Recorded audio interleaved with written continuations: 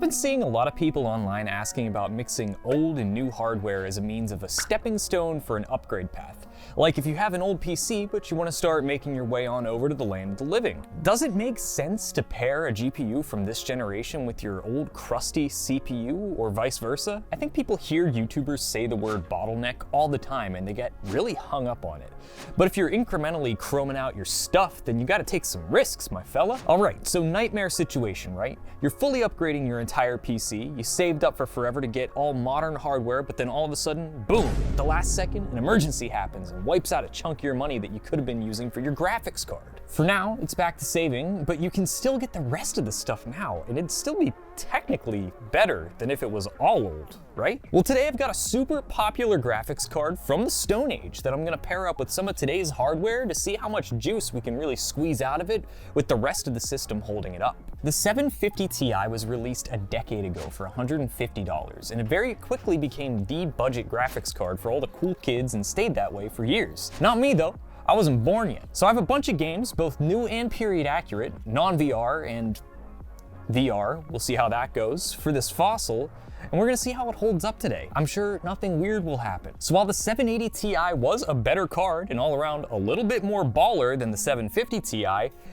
it's just a little bit too outdated, isn't it? I wrote that in the script like that. Why are you doing that? Mostly just because the 780 Ti is based on Kepler though. The 750 Ti also had a 2GB version and a 4GB version, and while the 2GB one was definitely way better received during its heyday, this one's the 4GB one. I know, sue me, I'm sorry, but really, people mostly just didn't like this one because it wasn't powerful enough to make use of that much VRAM at the time anyways.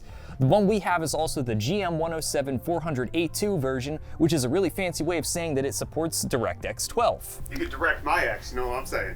I don't. But yeah, it's not amazing, but it's at least relatively up to date. Oh, and don't buy this one. It cost over $100 from Amazon and came in a box that looks like this. It's from a brand called Kynology, which is this Chinese company that seems to only sell legacy GPUs on AliExpress nowadays. There's literally nothing in the box except the card, and the only thing denoting the actual contents was this little abbreviated barcode tag on the side. The back of the box does have an excruciatingly long set of instructions on how to install a video card, and then directly underneath that has the words Graphics Card Gaming written in a really intense font with a bunch of random G's thrown around the image. If you really find yourself with a hankering for nostalgic mediocrity though, check out eBay. You can grab these there for a fraction of the price. But after I got the toy out, I needed, the rest of a PC too. So I chucked it into this 7800 X3D system I found laying on the floor beside the set here that for some reason had a 1080 Ti in it. I love bottlenecks. Please yell at me, I deserve it. Also, I just think it's cool when these tiny GPUs don't have external power connectors and you can get all their juice from the PCI Express slot. And it felt really silly tucking the little power cable back into the depths of the cable management zone. Other than the 7800 X3D, this bad boy's also got 32 gigs of DDR5 memory, a 2TB SSD, and of course, the 750 Ti, all inside an NZXT H6 Flow. It is beautiful. I hooked it all up to this massive 86-inch 4K TV we have on our B-roll set because, come on, it's funny. But it also made the 720p look absolutely horrible, and it wasn't in low latency mode, so you could taste the input lag when I set it all up. It was a nightmare. I ended up downloading all the games I wanted to check out on a different screen because I couldn't figure out how to turn it off for a little bit. It was driving me insane how bad everything was over here. So while those downloads are going on, let's talk about our lineup. I want to test out Cyberpunk, Fortnite, Baldur's Gate 3, Helldivers 2, Palworld, Bioshock Infinite, Warframe, Assassin's Creed Unity, Doom, The Witcher 3, and here's where I might lose some of you. VR Chat, Job Simulator, Skyrim VR, and finally, Half-Life Alyx. I'll get back to that VR stuff in a second. Now, I know that's a lot of games, but I have a very good reason for all of them, okay? Because I want to. No, but seriously, I mean, Cyberpunk is the benchmark game, and it technically runs on a Steam Deck, which has GPU power comparable to something along the lines of a GTX 950, which might be significantly better than the 750 Ti. But I'm also really curious as to what FSR and XeSS can do to improve the experience on such an old card. I think Fortnite's important because it's so fluid in its resource hunger. It's one of those games that can look beautiful on some crazy hardware, but also run on a Switch. I'm expecting Baldur's Gate 3 to be pretty rough, I'm not gonna lie, but since it's a turn-based game, I'm thinking the lower frame rate won't be a huge deal gameplay-wise, and I'm throwing Helldivers 2 in there for funsies. That's probably gonna be a train wreck. And Palworld because, I don't know, I have a good feeling about it. BioShock Infinite, Warframe, Assassin's Creed Unity, Doom, and The Witcher 3 all came out between 2013 and 2016, and I think it'll be interesting how some period-accurate games perform on budget hardware from that time all these years later. Specifically Unity I'm excited about because it had such a rough launch when it originally came out on the PS4, and I feel like people are finally starting to come back around to it. Back to all those VR games though. I'm gonna be using Quest Link with Steam VR via a Meta Quest 3, and I'm really just hoping it actually works for at least one of them, especially because VR streaming is only supported through HEVC, which the 750 Ti doesn't have, even though other Maxwell architecture cards like the 950 and 980 do. But I won't be wirelessly streaming them, so I think it might work. Also, I took it as a personal challenge because GeForce Experience said to me, personally, they vocalized it, that if I had anything worse than a 950, then my machine wasn't VR ready. Be right back, I got some gaming to do. Not actually going anywhere. I'm just gonna sit here and keep talking. Starting off with Cyberpunk did not give me a ton of hope, but if you think about it, it's actually pretty cool how many optimization settings this game's got now. Running the game at 720p with low settings, I was pulling an average of decently steady 30.3 frames per second. I also gave XeSS a shot, but somehow that tanked performance down to an average of 16.7 frames. But luckily, turning FSR on, again, at all those same settings, brought the FPS a big bump up, giving an average of 39.1. And since FSR impressed me so much, I gave it a shot on 1080p medium settings, and while it was a little less stable than 720 with XeSS, it was actually faster on average with 18.9 frames. Fortnite was way more promising with 720p low settings, getting an average of 278 frames per second. And cranking it up to 1080p, I was able to hang on to just shy of 70. I had a little bit of fun with Baldur's Gate 3. We got a normal benchmark coming from the actual late game Baldur's Gate City, running at 720p low with FSR turned on. And I was averaging right around 30 in that really densely packed area. But I also played a multiplayer session over on our Twitch channel with this card in my normal work PC that has a 5800X3D, and I realized the 750 Ti can kind of crush it when you're inside houses or dungeons. Aside from a few little funny glitches, I was actually forgetting that I was using a 10-year-old graphics card. Helldivers 2 did this really funny and cute thing where it didn't work. I got this error message saying that the game requires a graphics card that supports at least Direct3D feature level 12.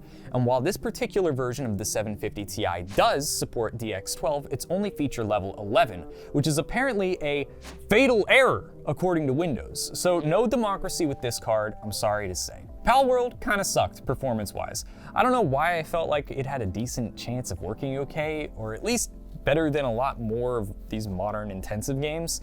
And I mean, it is playable. At 720p low, I averaged 35.2 FPS, and that was even during a raid where a bunch of garbage was happening on screen. Moving on to BioShock Infinite, this thing ran like a dream, especially when comparing it to the newer games I tried. Granted, Infinite is one of the oldest games I'm trying, with it coming out almost a full year before the release of the 750 Ti, but it still managed to pull an average of over 60 frames while on 1080p very high settings. Warframe's one of those games that's always surprised me with how well it runs and still looking amazing. So I was really excited to try it. Skipping 720p altogether this time, I was pulling 173.9 frames per second at 1080p low settings with FSR enabled. I figured if it could do that well at 1080p, let's give 1440p a try with the same quality settings. And that yielded an average of 48.6 frames, which I feel like is a nice sweet spot for just barely playable for a faster paced game like this. Then to push everything ever so slightly too far, I gave 4K a shot, again at low settings with FSR enabled. But I was able to get almost 30 FPS during combat, things happening on screen and all that, at 4K with a 10-year-old GPU, and I think that's pretty cool. Moving on to Assassin's Creed Unity, we were business as usual. 720p low settings with FSR enabled an average of 67.2 frames per second, even if it was a little unstable at times. The OG Doom remake came out 2 years after the 750 Ti, but this game was like notoriously well optimized from what I remember, and that idea still holds up. At 720p high settings, I was averaging nearly 80 FPS during combat, and if you really want to, you can safely boost that up to 1080p low and still pull 47.9 average frames. This game somehow makes sub 50 frames feel like 70 though, I swear, it's so good, I forgot how good this game is. Fun fact, The Witcher 3 came out only 2 years after the 750 Ti, and the official minimum GPU requirement is a GTX 660, so how bad could this possibly be? Well, I couldn't quite hit 60 average frames at 720p low settings, even with FSR2 enabled, but that's still absolutely playable. It just kind of feels like you're playing the Switch version of the game. Cranking it up to 1080p low with FSR, I was able to be hanging right around 30 frames too, which is pretty comparable to the feeling of playing The Witcher 3 on a Switch that's docked. Not really the right experience for me, but I'm also not a huge fan of The Witcher. Why do you hate fun?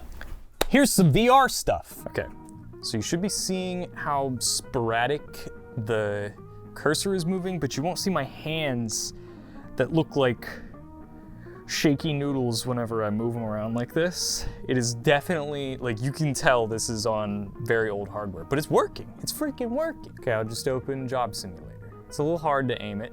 Okay, so let's just try, pull lever, menu button. Not that. This, not that. I feel like I'm sitting a little high. This, like